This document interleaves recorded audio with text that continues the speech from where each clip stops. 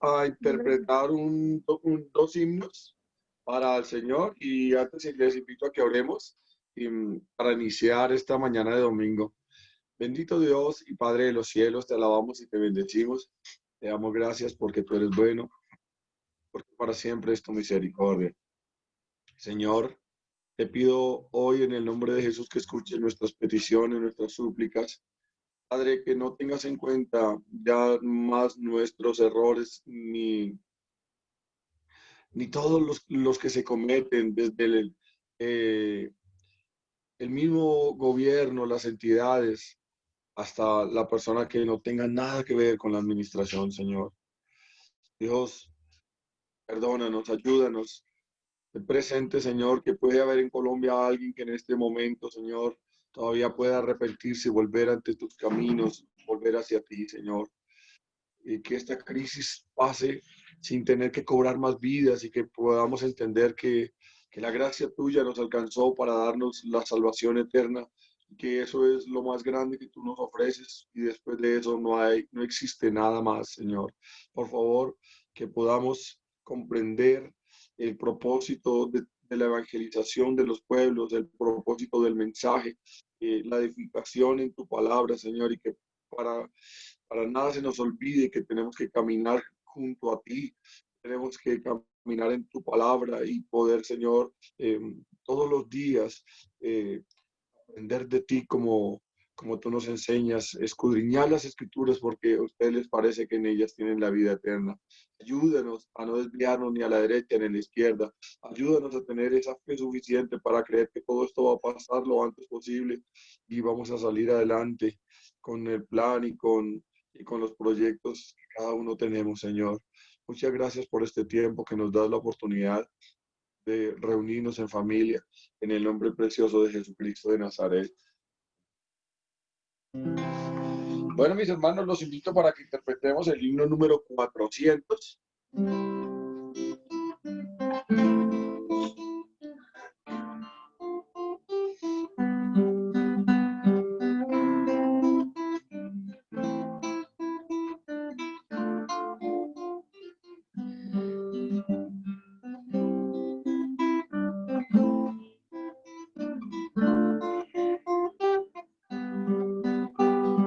Quiero cantar una linda canción de un hombre que me transformó. Quiero cantar una linda canción de aquel que mi vida cambió. Es mi amigo Jesús, es mi amigo Jesús. Él es Dios, Él es Rey, es amor de verdad. Solo en Él encontré esa paz que busqué. Solo en Él encontré la felicidad. Cuando Jesús a mi vida llegó, esa paz y ese gozo me dio. Quiero que sepas que tú también puedes gozar siempre de su amor. Si creyeres en Él, si confiares también, su amor te dará y con Él vivirás como yo, cantarás esta linda canción y amor llevará a la humanidad.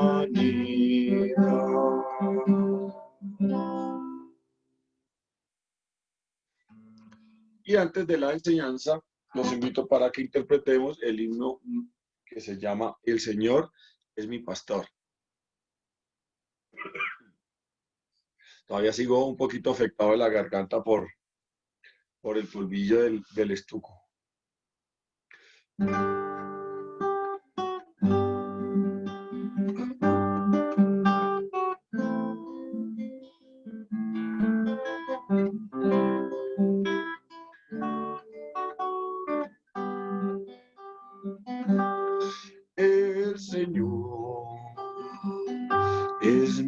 pastor, nada me faltará. El Señor es mi pastor, en pastos delicados Él me hará descansar. Junto a aguas de reposo me pastoreará, confortará mi alma, me guiará por sendas de justicia, por amor de su nombre. El Señor es mi pastor, nada me faltará. El Señor es mi pastor, en pastos delicados Él me hará descansar. Junto a aguas de reposo me pastoreará, confortará mi alma, me guiará por sendas de justicia, por amor de su nombre. El Señor es mi pastor, nada me faltará, nada me faltará, nada me faltará.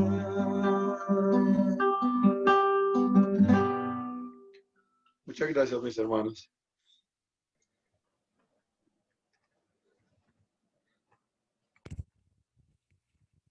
Gracias, mi hermano. Buenos días para todos. Bienvenidos de nuevo. Buenos días, pastor. Buenos días. Buenos días para todos. Buenos días, buenos días. Como siempre, mis hermanos, los invito a que tomemos nuestras Biblias, tomemos también cuadernos o algo en que apuntar. Y también quiero invitarlos a que si pueden abrir sus cámaras, activar sus cámaras, sería una bendición poder verles. A veces es un poco feo para uno estar viendo la pantalla negrita nomás. También quiero informarles que, bueno, a partir de hoy estoy haciendo las pruebas de transmisión en vivo. Entonces, en teoría esto lo pueden estar viendo también a través de Facebook, también a través de YouTube. Creo que tiene unos tiempos de retraso allí, pero la idea es que esto pueda estar de ser de edificación y se pueda consultar después. Entonces, si quieren, después pueden mirar en la página de Facebook de la iglesia, también en el canal de YouTube. Va a aparecer esta sesión del día de hoy como parte de la prueba que estamos haciendo. Y seguimos, mis hermanos, en nuestra escuela dominical aprendiendo acerca de la doctrina de salvación. Doctrina de salvación. Y les hemos estado animando para que podamos aprender algunos versos de cada una de las lecciones que hemos venido estudiando. Ya estamos en la lección 4, entonces son 4 versículos los que hemos visto hasta el día de hoy. Voy a compartir acá. Romanos 3, 10 y 11, como está escrito, no hay justo ni aún uno, no hay quien entienda, no hay quien busque a Dios. Ese es el versículo lema de nuestra lección 1. Los otros o los siguientes versículos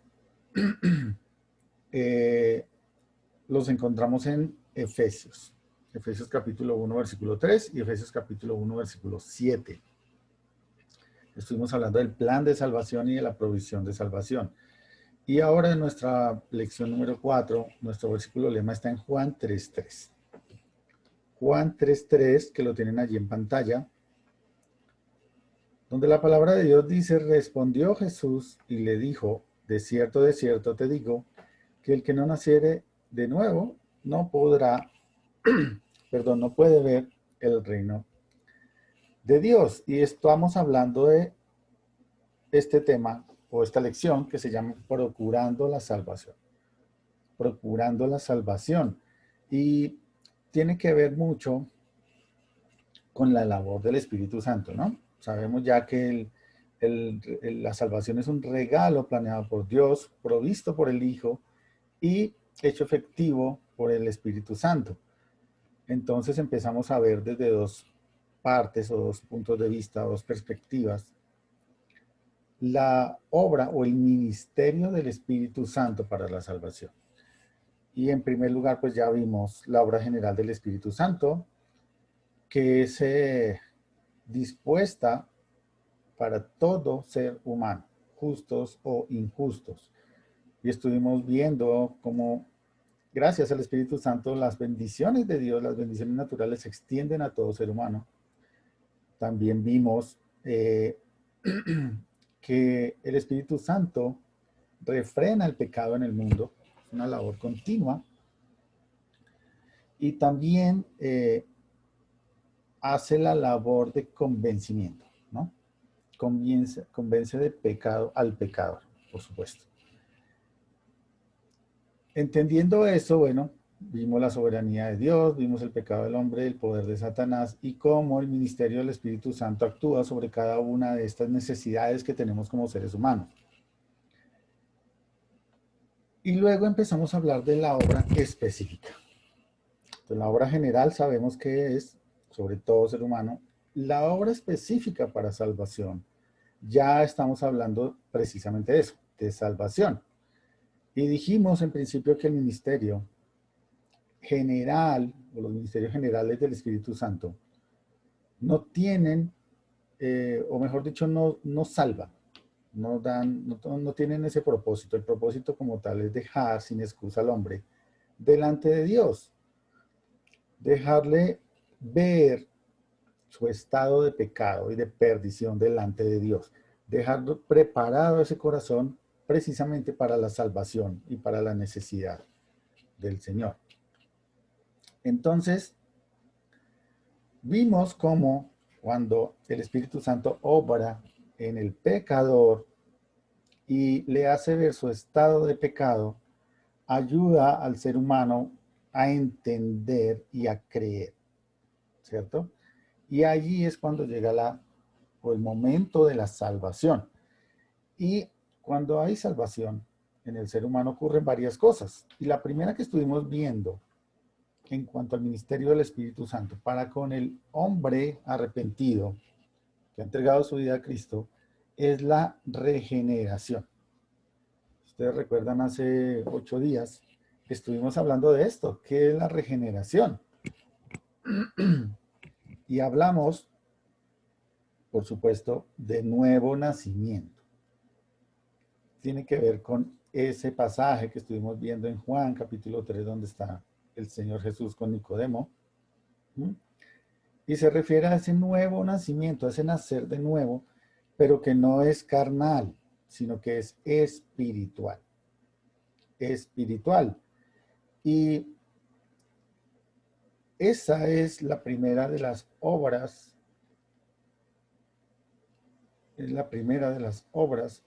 que, o mejor, parte del ministerio del Espíritu Santo para aquellos que estamos en Cristo, para los creyentes. En ese instante hay una regeneración, un nuevo nacimiento. Y eso trae muchos beneficios, por supuesto. Y entendiendo esto, que que la obra regeneradora es inmediata, ¿m? Sabemos que ahora tenemos una posición nueva delante de Dios. Somos nuevas criaturas, las cosas viejas pasaron, son hechas nuevas y tenemos ahora una ciudadanía celestial, ¿no? Estuvimos hablando de eso también hace 8 días. Pero a pesar de que la palabra regeneración solo aparece 2 veces, pues se enseña como parte del nuevo nacimiento en muchos otros lugares de la palabra de Dios. Y mientras que la obra del Espíritu Santo regenera, o mejor, al mismo tiempo que la obra del Espíritu Santo regenera, también hay otros beneficios u otros ministerios que ejecuta el Espíritu Santo en ese momento de la salvación. Y mientras pensamos en ese medio por los cuales la regeneración es completada, debemos tener un especial cuidado en atribuir, así sea una mínima parte de esta obra, atribuirla como un resultado de cualquier tipo de esfuerzo humano. Es importante estar recordándonos una y otra vez que el diseño, la ejecución y todo esto que tiene que ver con salvación hace parte de la soberanía de Dios. Solo Él sabe quién ha de ser salvo, pero no por eso tenemos la excusa de no compartir a toda criatura. Ese es un mandato para la iglesia. Las verdades del Evangelio debemos compartirlas para que aquellos que el Señor elija sean salvos. Si no, ¿cómo lo van a hacer? En tanto que la fe personal de Cristo como Salvador es necesaria, la fe por sí misma no produce nueva vida. Por eso, todo esto le pertenece a Dios. Por eso es un regalo soberano de Dios, porque solo Dios regenera. Solo Dios regenera. Pero ¿qué otras obras en el momento de la salvación ocurren en cuanto al ministerio del Espíritu Santo? Bueno, la primera de ellas que podemos recordar hoy es la morada del Espíritu Santo. La morada del Espíritu Santo. Bueno, se me coló ahí un versículo. Quiero pedirles, por favor, que me ayuden con sus Biblias. Y vamos a la primera carta a los Corintios, capítulo 3. Primera carta a los Corintios, capítulo 3. Vamos a hablar de la morada del creyente. La morada del creyente. Y es que, así como el pecador que confía en Cristo regenerado, al mismo tiempo el Espíritu Santo viene a morar en él para siempre. La morada del Espíritu Santo es permanente en cada creyente y es parte de su ministerio particular en la dispensación de la iglesia en la cual estamos viviendo. Esto no es algo traído de los cabellos, esto fue enseñado por el Señor Jesús. Y vamos a mirar las declaraciones de la Biblia en cuanto a este tema, a la morada del Espíritu Santo. Y alguien que me ayude, por favor, con Primera Carta a los Corintios para leerla. Primera Carta a los Corintios 3, 16 y 6, 19. Los dos versículos que están ahí.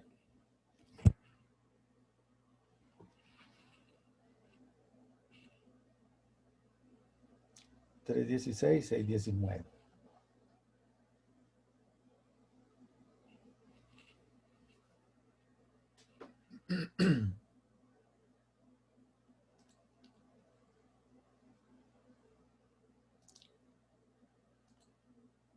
¿Quién los tiene ya que me pueda ayudar a leer? Por favor. 3:16. 3:16 y 6:19.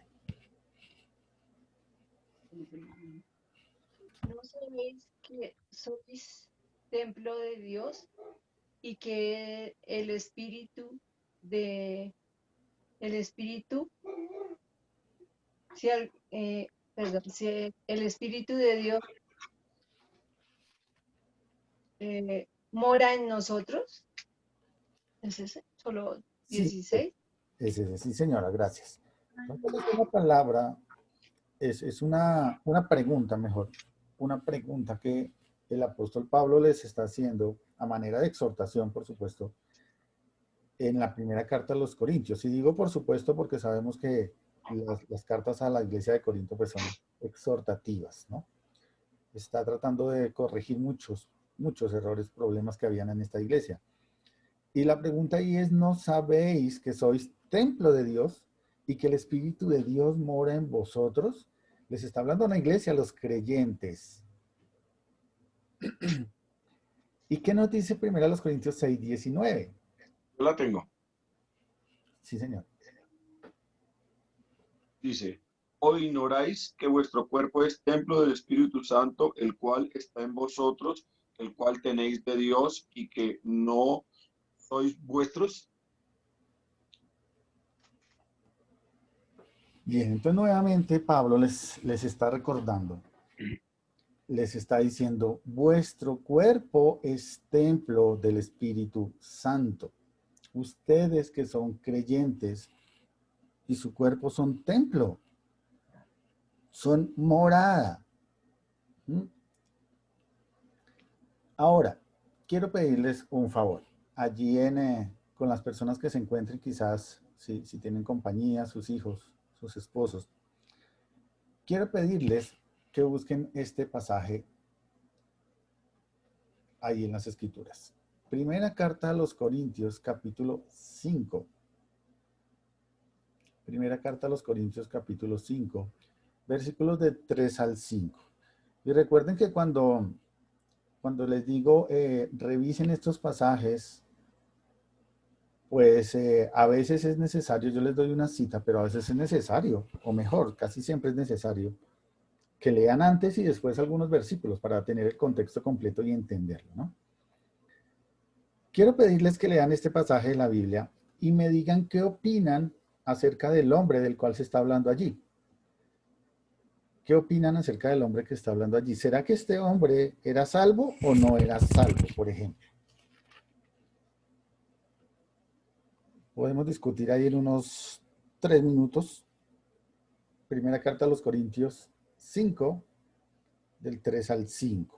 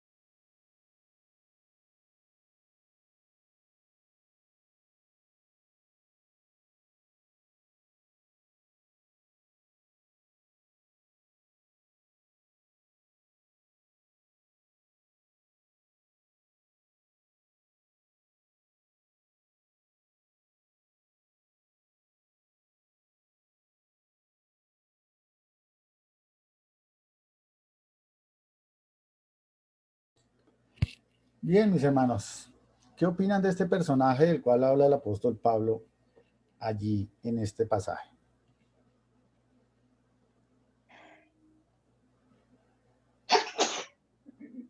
Recuerden que estamos hablando de la morada del Espíritu Santo, ¿no? La primera duda que se le vendría a uno en la cabeza es, ¿será que esta persona es templo del Espíritu Santo o no? ¿Qué opinan? No, no, no, porque hay un texto en la Biblia que dice que el que destruye el cuerpo, que es el templo del Espíritu Santo, Dios también lo destruirá a él. O sea, y cuando dice para destrucción de la carne, creo que de pronto esos dos versículos. A mí me da la impresión de que está hablando de un no creyente que está haciéndole daño como a la iglesia en alguna manera, no sé, no conozco el contexto, pero creo que está hablando de alguien que está haciendo daño y que está haciendo daño a la iglesia. Pues fíjense que ahí en el versículo, acuérdense que esta carta es a creyentes, ¿no? Es a una iglesia.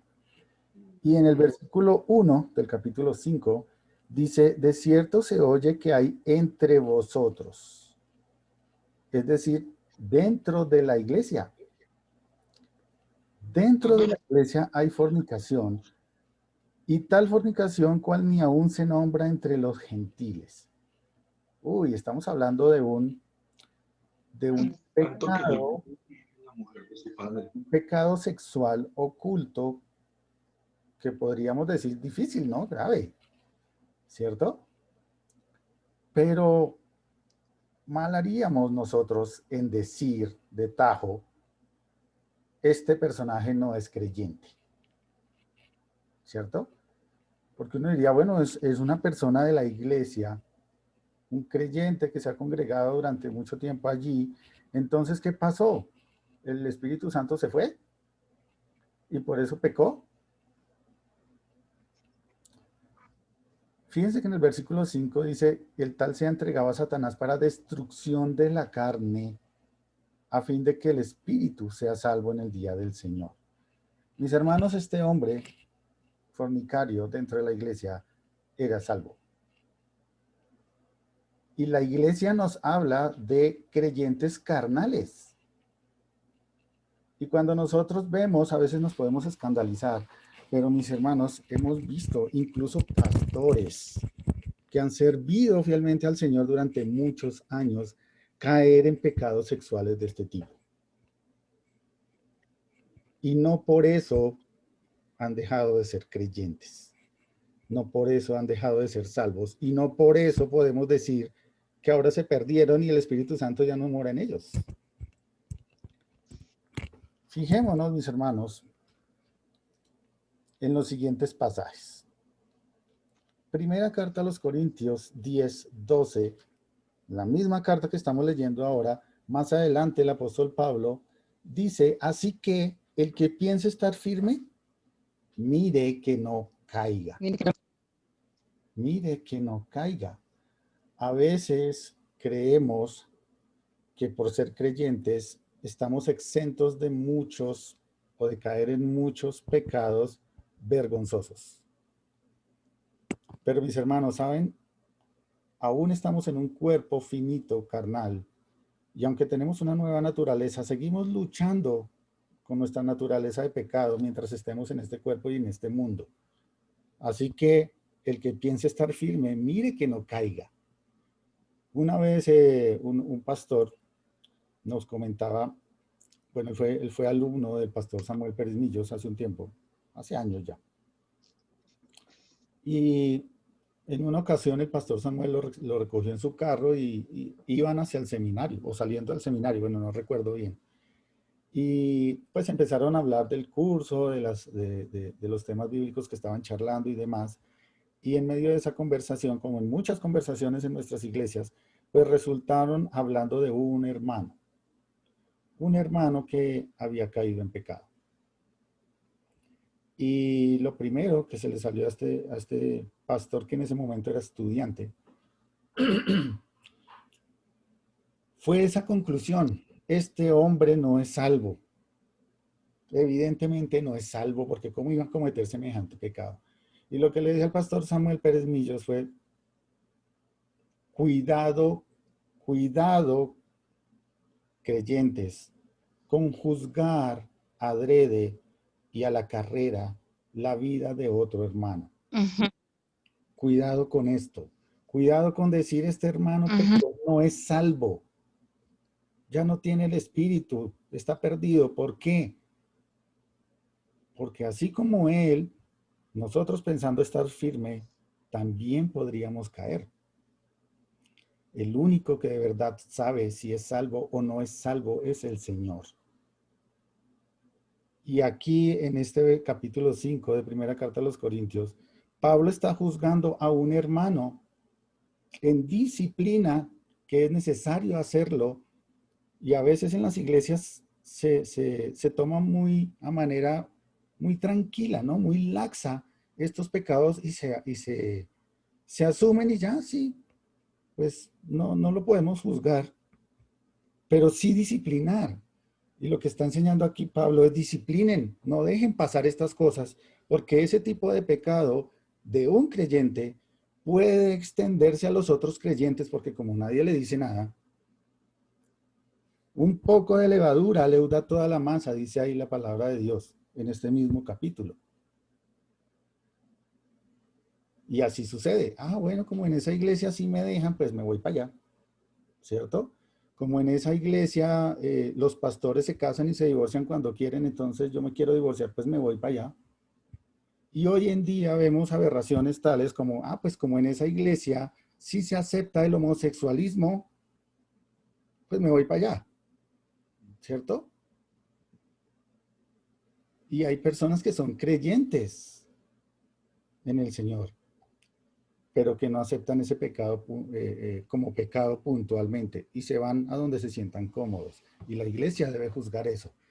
Pero es diferente juzgar el pecado de un creyente con disciplina a decir que no es creyente y que el Espíritu Santo se fue o lo abandonó. Es muy diferente eso y debemos tener mucho cuidado con esto. Si nosotros vamos aún, bueno, en estos pasajes vemos que aún los creyentes carnales, o los llamados creyentes carnales, que vivían en pecado grave, pues tenían el Espíritu Santo morando en ellos. Por eso debemos tener mucho cuidado. Miremos, por favor, Romanos capítulo 8, versículo 9. Romanos 8, 9.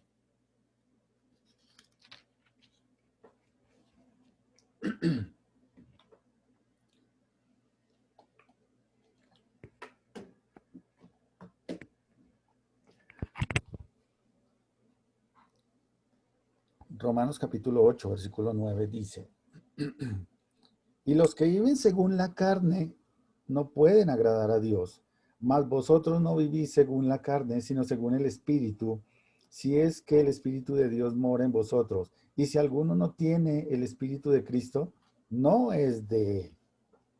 No es de él. Este pasaje de las Escrituras, junto con Judas 1:19, donde dice, estos son los que causan divisiones, los sensuales, que no tienen al Espíritu, previamente se ha descrito una serie de pecados y de comportamientos que no agradan a Dios, lo cual nos debe indicar, o la Biblia nos indica, que la presencia o la morada del Espíritu Santo es una señal clara de un creyente. La morada del Espíritu Santo es una señal clara de un creyente. Pero ¿cómo podemos estar seguros de esto nosotros? Pues la Biblia lo declara en varios versículos de la siguiente manera. Miremos primera carta de Juan. Primera carta de Juan 3:24. Primera de Juan, no el Evangelio, sino la primera carta de Juan. Capítulo 3, versículo 24.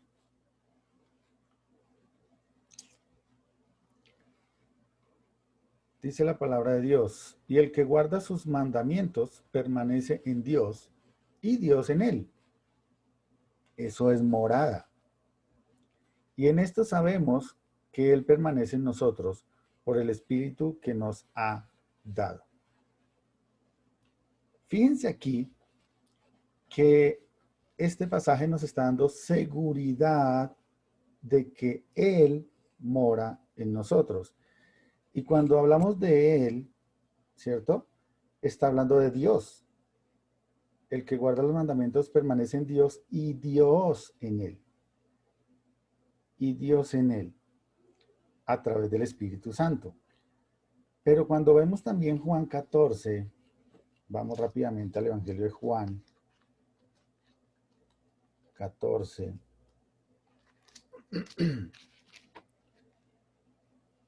Juan 14, versículo 15 y 16.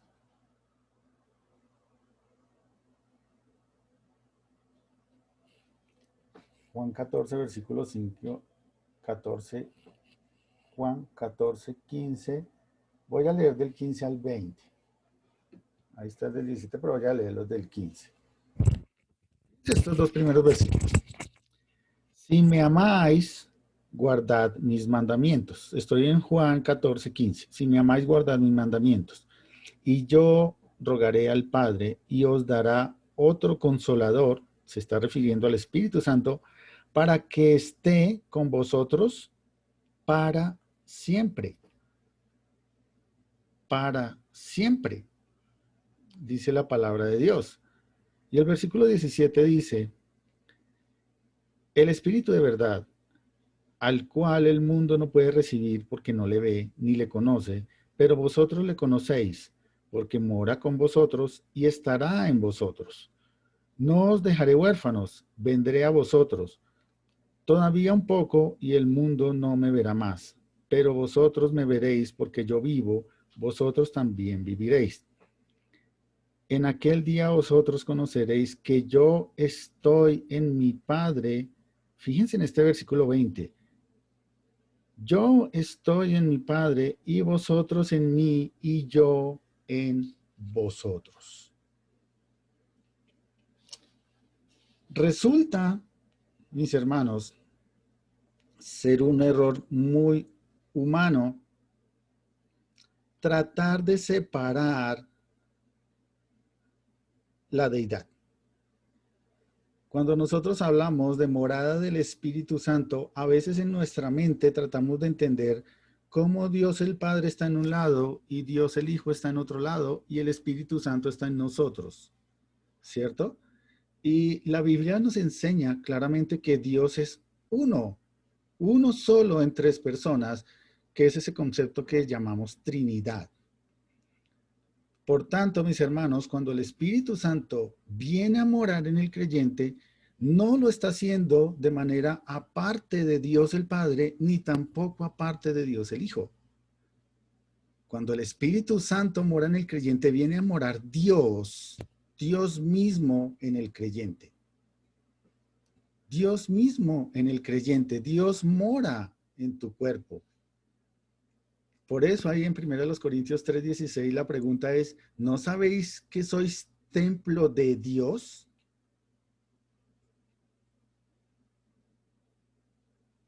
Acordémonos que el Espíritu Santo es Dios.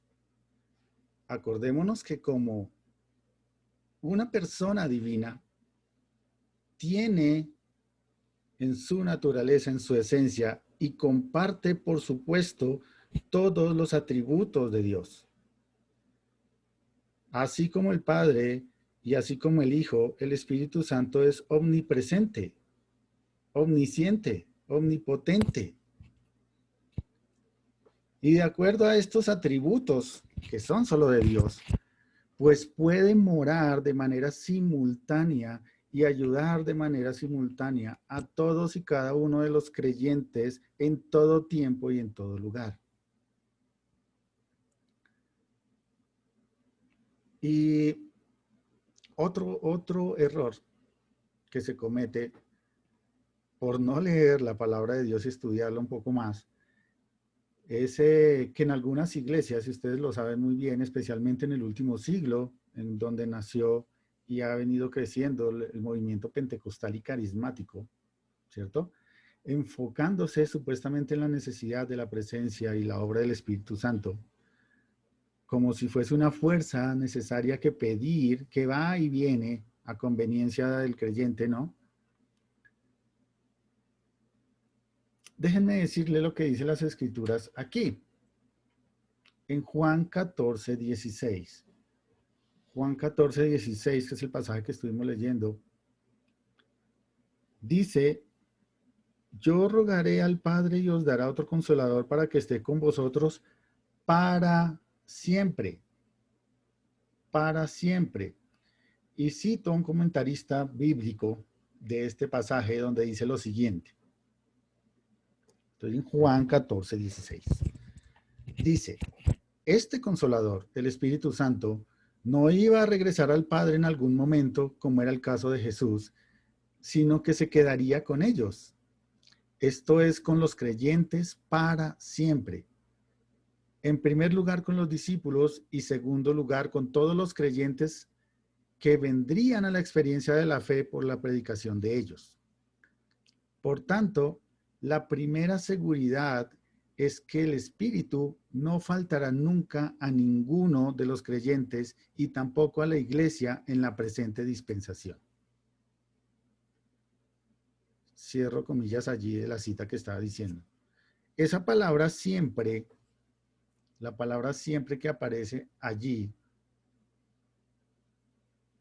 no es una palabra temporal, no es una palabra entre ustedes los discípulos, no es una palabra entre a veces sí y a veces no. Es una palabra muy diciente, muy clara, y dentro del contexto del versículo 16 está diciendo precisamente de manera textual eso, es para siempre. El Espíritu Santo viene sobre el creyente y se queda. Es para siempre, y siendo omnipresente, puede estar en todos los creyentes al mismo tiempo. Y siendo Dios, una de las personas que constituyen la Trinidad, pues esa morada del creyente hace realidad el cumplimiento de la promesa del Señor Jesús en Mateo 28, 20, cuando dice que estaría con nosotros hasta el fin del mundo. Ni un instante, mis hermanos, el creyente es desposeído del Espíritu Santo, aún en esos momentos de debilidad cuando cometemos pecados. Ni un instante el creyente es despojado del Espíritu Santo. Por eso, mis hermanos, algo que debemos tener muy claro es que la obra de la morada del Espíritu Santo es permanente, no es algo por el cual el creyente debe orar. No orar es el mensaje que está ahí en la pantalla. Si lo ven, es un círculo grande tachado. No orar. Y ustedes dirán, uy, ¿no orar? Sí, no orar por la morada del Espíritu Santo. Espíritu Santo, ven, mora en mí, lléname. Si tú eres salvo, mi amado hermano y mi amada hermana, pues ya está el Espíritu de Dios ahí. Dios mora en ti. No tienes que orar por eso. Es permanente. La obra de la morada del Espíritu Santo es permanente e instantánea en la salvación. Por supuesto, la presencia del Espíritu Santo en el creyente no depende de nuestra experiencia, de si convulsionamos o no convulsionamos, pero sí, evidentemente, debe, de cierta manera, alterar nuestra conducta.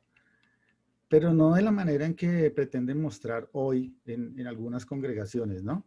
Cayéndose de espaldas o convulsionando o teniendo movimientos extraños, nada de eso.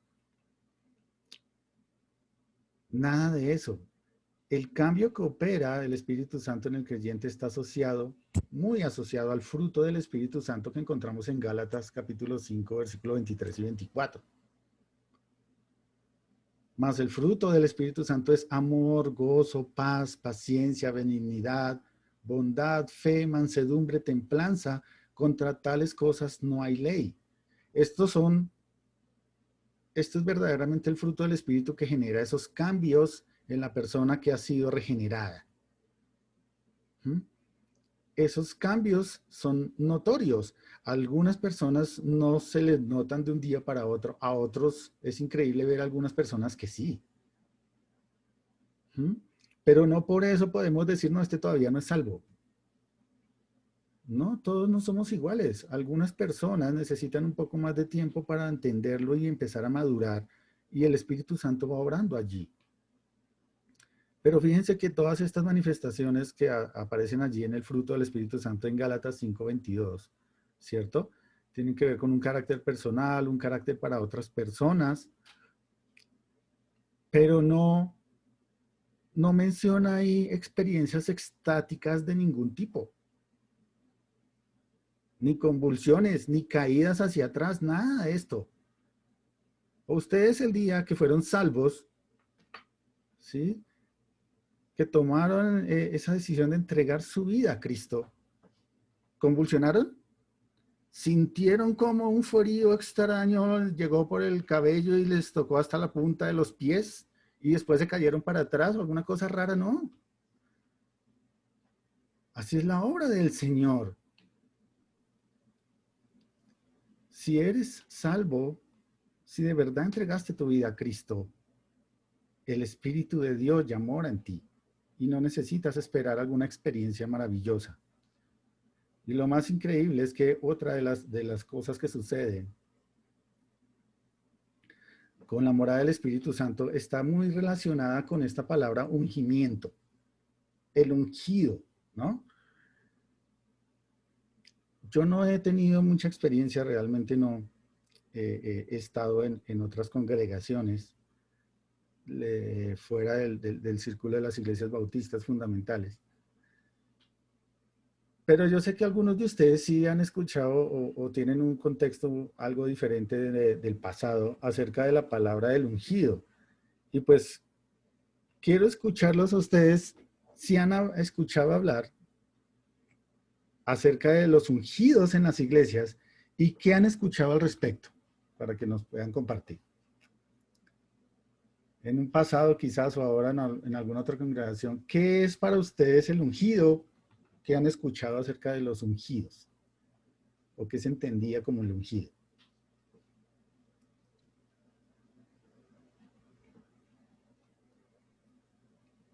Yo Buenos días.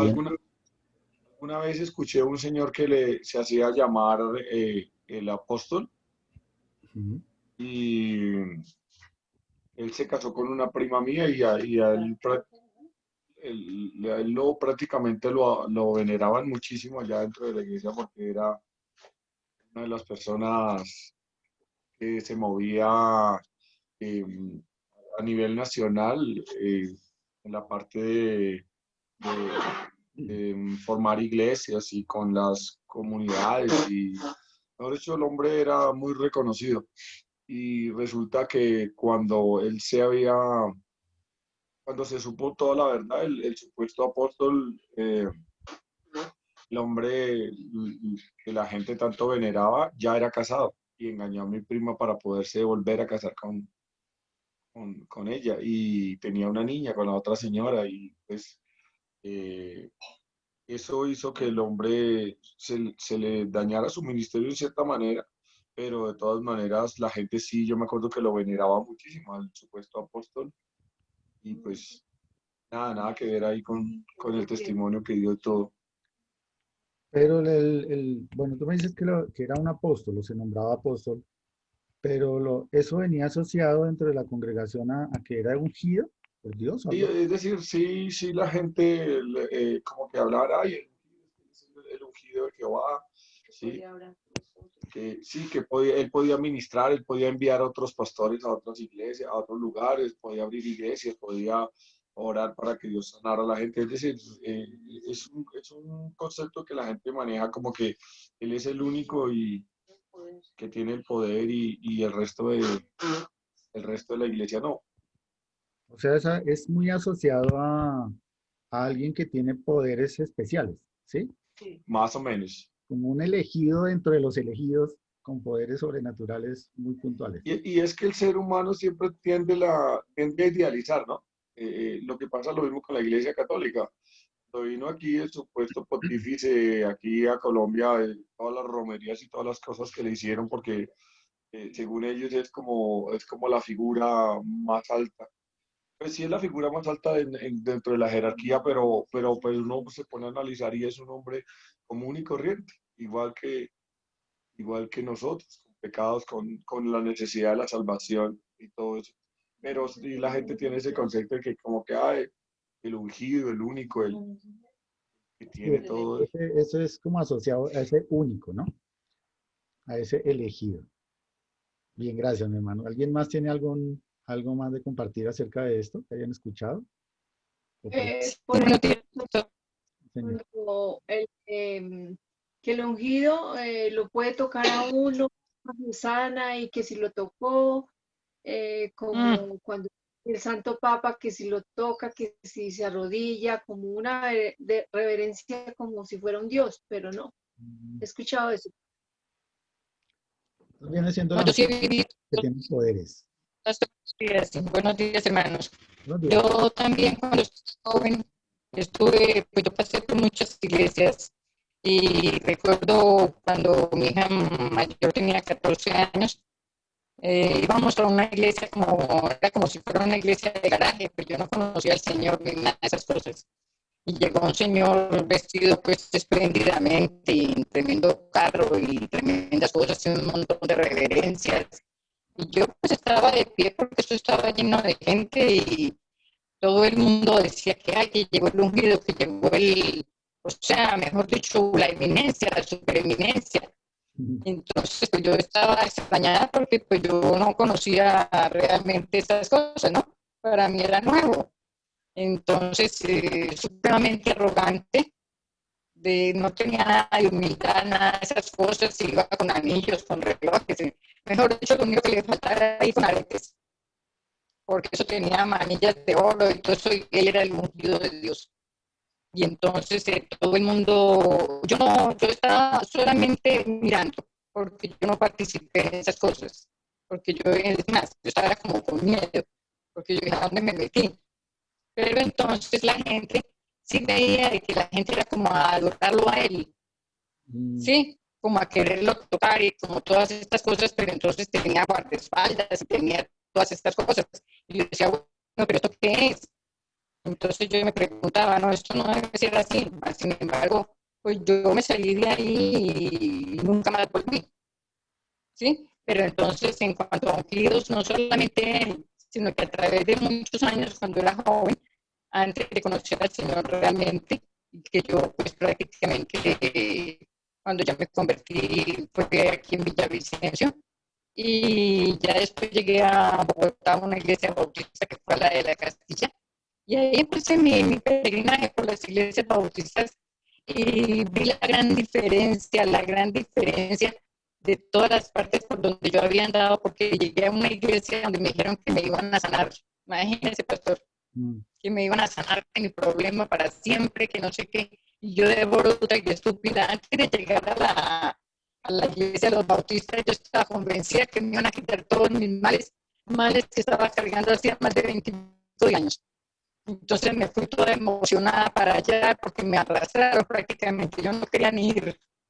Entonces, pues, eran unas señoras, imagínense, pastor, unas señoras que tenían el ungimiento de Dios, que eran, mejor dicho, las eminencias, que eran no sé qué, y sé cuántas, y ellas llegaban y tocaban a las personas y se iban de para atrás. Las otras para allá bailaban y cantaban, eso era un desorden, parecía un circo. Entonces, vino a mí y me preguntó que si yo estaba enferma, que no sé qué. Yo le dije, sí, yo hace muchos años que estoy enferma. Me dijo que si quería ser sana. Y dije, claro, pues que quiere estar enfermo. Entonces me dijo que me iba a sanar y que no sé qué. Pero entonces dentro de mí yo tenía esa espina de incredulidad, pastor. Sí, esa señora me tocó por allá y me tocó el estómago y que me iba a curar y que no sé qué, que sé cuántas. Y pues yo por dentro con esa espina de incredulidad, sí. Y resulta que como a los 3 días de haber ido allá, este señor, mi Dios, me dio una paliza, pero tremenda. O sea, me reprendió por haberme ido a meter donde no tenía que haberme metido. Más enferma me puse de lo que estaba. Ay, no, pastor. Y yo dije, no, no. Y nunca más volví, pastor. Pero sí he conocido, la viví en carne propia. Nunca más. Entonces yo me apegué mucho a la palabra del Señor, que no recuerdo en qué parte está, porque es que a mí se me olvidan las cosas, pastor. Cuando Pablo ruega al Señor de la espina que él tiene en su cuerpo, que ha rogado 3 veces para que el Señor se la quite. Y yo me pegué mucho a ese versículo, de que bástate mi gracia, que mi poder se perfeccione en tu debilidad. Y yo poco a poco fui aceptando mi enfermedad porque yo no la quería aceptar bajo ningún punto de vista. Yo pensé que a mí los curanderos, los no, hechiceros, no, porque yo he creído en esas cosas, pero que sí las iglesias me iban a curar. Tenía esa bobada de pensar que me iban a curar, porque pues, ¿quién quiere estar enfermo tantos años, no, pastor? Pero ya después de que comencé a conocer al Señor y empecé a concientizarme de la verdad, entonces yo dije, no, Dios sana al que quiera sanar y el que no quiera sanar no lo sana. Así es. Al menos eso creo en este momento. Y ya, pues. Así es, gracias, mi hermana. Bueno, interesantes esas experiencias que algunos hermanos pueden compartir y gracias por compartirlas. Como les digo, yo nunca he estado en ninguna congregación donde se le dé tanta importancia al tema del ungido, o se nombre a alguien como el ungido. Pero para terminar el tema hoy, Gonzalo, hasta aquí, pues quiero mirar estos 2 pasajes antes de finalizar. Segunda carta a los Corintios 1:21 y primera de Juan 2:27. Segunda a los Corintios 1:21 y primera de Juan 2:27. Segunda a los Corintios 1:21 nos dice, y el que nos confirma con vosotros en Cristo, y el que nos ungió, es Dios. Es una carta a los creyentes donde se nos dice que el que nos unge es Dios. ¿A quién? A todos los creyentes. Y primera de Juan 2:27 nos dice, pero la unción que vosotros recibiste de él permanece en vosotros. Mis hermanos, el ungimiento, la unción del Espíritu está directamente relacionada con la morada del Espíritu. Y si la morada del Espíritu sucede de manera instantánea en el momento de la salvación y es permanente en el creyente, pues mis hermanos, déjenme decirle que cada uno de nosotros ha sido ungido por Dios a través del Espíritu Santo y es de manera permanente.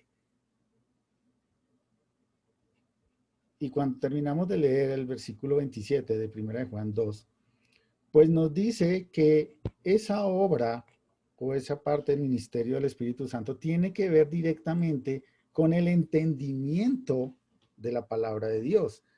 Dice allí, y no tenéis necesidad de que nadie nos enseñe, así como la unción misma os enseña todas las cosas, y es verdadera, y no es mentira, según ella nos ha enseñado, permaneced en él. Recordemos que la Biblia nos dice que para los incrédulos, los inconversos, las cosas de Dios, el entendimiento de la palabra de Dios es locura, porque debe ser discernida espiritualmente. Ese poder del Espíritu Santo que nos da en referencia a la unción no significa que somos más superpoderosos que otros hermanos o que tenemos el poder excepcional de sanar. La unción en la palabra de Dios va dirigida a todo creyente y tiene que ver con ese poder de discernimiento que tenemos cada uno de nosotros ahora para entender las verdades de la palabra de Dios. Esa es la verdadera unción bíblica. Esa es la obra de unción del Espíritu Santo. Tú como creyente puedes ir a la palabra de Dios y el Espíritu Santo te va a guiar para entenderlo, para discernirlo, para aprenderlo y ponerlo en práctica en tu vida como creyente. Y eso no va a cesar, porque va asociado a la morada del Espíritu Santo. Si el Señor lo permite, dentro de 8 días vamos a mirar estos otros pasajes que nos habla precisamente de eso de la unción, para reforzarlo un poquito más. Vamos a dejar hasta ahí, mis amados hermanos. No sé si haya de pronto algún aporte adicional de los hermanos que me están escuchando, algo que quizás quieran aportar hasta este punto en cuanto a la morada del Espíritu Santo y en cuanto a la regeneración que ya hemos hablado.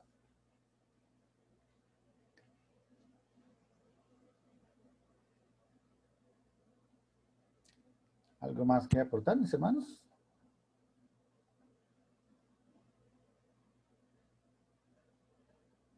¿No? ¿Todo bien?